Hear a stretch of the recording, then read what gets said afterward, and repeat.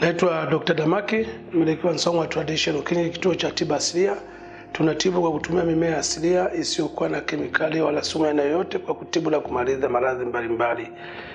Unaweza ukatueleza shida yako ya tatizo unalosumbuliwa, ukatupigia, ukatueleza mkoa wote, tunaweza kutuma dawa na hata nje ya Tanzania. Kwa hiyo tunaweza kukufikia kokote kule uliko, mradi unahitaji huduma zetu zilizo bora zaidi. Na leo tutazungumzia dawa ya Muyumba. Muyumba ni dawa ambayo inatibu matatizo ya mshipa wa ngiri. Watu wengi wamekuwa wakijiuliza na wakati mwingine kushindwa kuelewa ugonjwa wa mshipa wa ngiri ugonjwa wa namna gani, na hasa ukizingatia kwamba katika hospitali tulizozoea, tunamaanisha hizo hospitali za kizungu, hakuna ugonjwa wa mshipa wa ngiri ambao unaweza ukafanya kipimo kwenye hospitali za kizungu, na wala hakuna dawa ya kizungu inayoweza kutibu tatizo la mshipa wa ngiri. Lakini ni ugonjwa ambao upo na umekuwa ukitesa watu wengi na umekuwa na changamoto nyingi katika maisha ya binadamu, hasa kwa wanaume. Labda tugusie tu kidogo. Ugonjwa wa mshipa wa ngiri unaweza kupata kwa aina mbili. Unaweza kupata kwa kuzaliwa nao, kwa maana kwamba kama baba alikuwa na tatizo la mshipa wa ngiri, basi akija kuzaliwa mtoto wa kiume anaweza kurithi ugonjwa huu wa mshipa wa ngiri.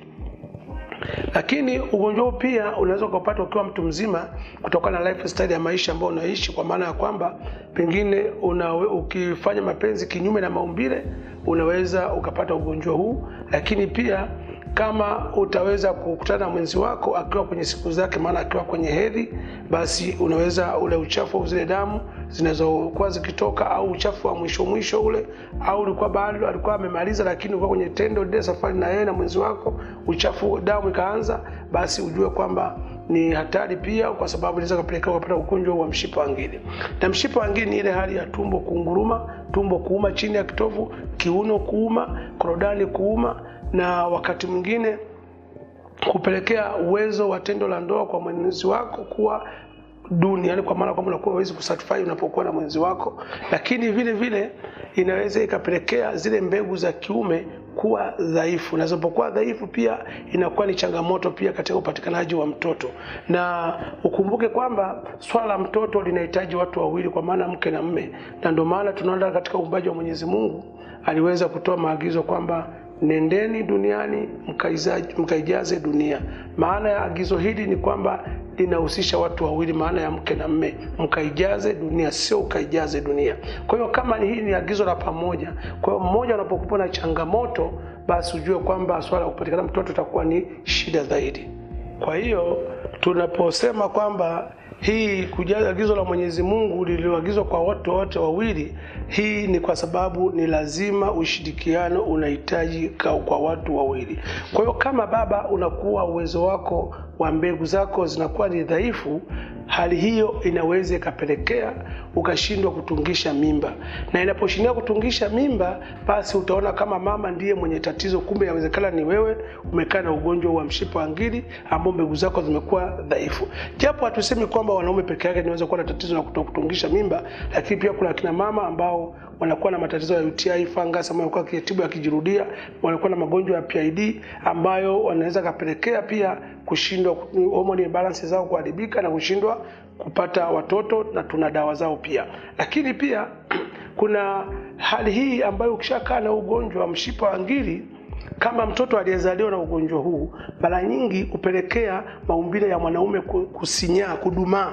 Yani inapofika ile stage ya kubalehe, baadaye ya maumbile yako ya expand yaweze kuongezeka, yaendane na umri halisi, basi unajikuta maumbile aidha inakuwa ni kinene kifupi au chembamba kirefu tu, lakini hayaendani na mfumo halisi wa maumbile ya kiume kwa mwanaume kama wengine walivyo. Hali ikiwa na maumbile madogo kama ya mtoto mdogo, na ukiwa na umri wako ni mtu mzima, bado unakuwa ni changamoto pia katika mahusiano, kwa sababu unakuta kwamba wewe unakuwa hauwezi kumridhisha mwenzi wako, kwa maana pia unakuwa unakuwa kama na fedheha fulani, unakuwa na aibu fulani hata kuvua mbele ya mwenzi wako kwa sababu ya maumbile madogo. Lakini tunazo dawa ambazo zinaweza kutibu tatizo hilo. Mfano, kuna dawa ambayo hii hapa tunaita dawa ya nzobe. Hii dawa ya nzobe ni maalum sana kwa watu wenye maumbile madogo ya kiume ambayo yamesinyaa, yamekuwa kama watoto wadogo. Lakini hii dawa ya mwiyumba,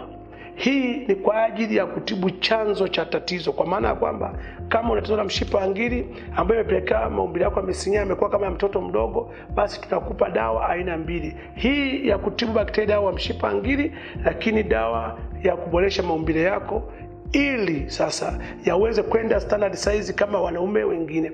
Hauwezi ukaniambia kwamba wewe maumbile yako yawe inchi 1, inchi 2, inchi 3, alafu wengine na inchi 6, inchi 6.5, alafu na inchi 2, wakati unajua kabisa kwamba wote wamezaliwa na Adam na Eva, Adam na Hawa, baba mzazi ni mmoja. Sasa kwa nini labda Mr. David au Mr. Paulo au John au Jofu amekuwa na maumbile ya standard inchi 6, alafu wewe una inchi 2 au inchi 3? Hii ni tatizo. Sio kwamba eti umezaliwa ndio uko hivyo. Hakuna mtu ambaye atakiwa awe vile. Watu wote ni sawa, isipokuwa kuna changamoto za maisha ya duniani ambazo kupelekea mtu sasa anakuwa na hiyo shida ya maumbile madogo kusinyaa. Kwa hiyo kama ni wewe, ni ndugu yako, rafiki yako hayuko ndani ya changamoto hizi, ni vizuri basi kama na mshipa wa ngiri atumie dawa hii ya mwiyumba. Kama na ugonjwa tu mshipa wa ngiri, maumbile yako baada ya kwa standard hajasinyaa, basi atumie dawa hii. Lakini kama maumbile yake yamekuwa ni madogo kama ya mtoto mdogo, tena mtoto anamzungumzia na miaka 3. Kwa hiyo tunaposema kwamba mtu anapokuwa na maumbile madogo kama ya mtoto mdogo, ni mtoto ambaye tena ni mdogo wa miaka 3 ndio anaweza kana maumbile size hiyo. Kwa hiyo kama ni wewe au ni ndugu yako ameteseka na maradhi ni vyema akafika kwenye kituo chetu ambacho kama tumeeleza kwamba kwa watu walioko mkoa wa Kilimanjaro watakuja Moshi maeneo ya Kibosho Road, walioko jijini Dar es Salaam watakuja Mbezi Mwisho kwa maana Mbezi ya Kimara karibu na stendi mpya, lakini pia kwa walioko jijini Mwanza wataenda maeneo ya Nyakato Buzuruga, barabara ambayo inaelekea Nyakato Meko. Lakini pia kwa watu ambao wako mkoa wa Shinyanga na Simiyu wataenda Maswa maeneo ya Mnadani B maarufu kwa Mama Rifonsi. Lakini pia unaweza ukaomba kuunganishwa kwenye group letu la WhatsApp kwa ajili ya kujifunza mambo mbalimbali, maana kwetu tunatoa elimu mbalimbali juu ya afya, ya kujikinga na maradhi mbalimbali. Lakini vile tuna dawa ambayo tunaelekeza kama huduma ya kwanza kabla hujafika kwenye kituo chetu kwa maradhi ambayo pengine ambayo yamekupata, uweze kupata huduma kwa kutumia dawa za asili uliko nyumbani kwako. Kwa hiyo kama unataka kuunganishwa kwenye group hili utaandika tu niungwe kwenye group, unatumia namba hii ambayo unahitaji.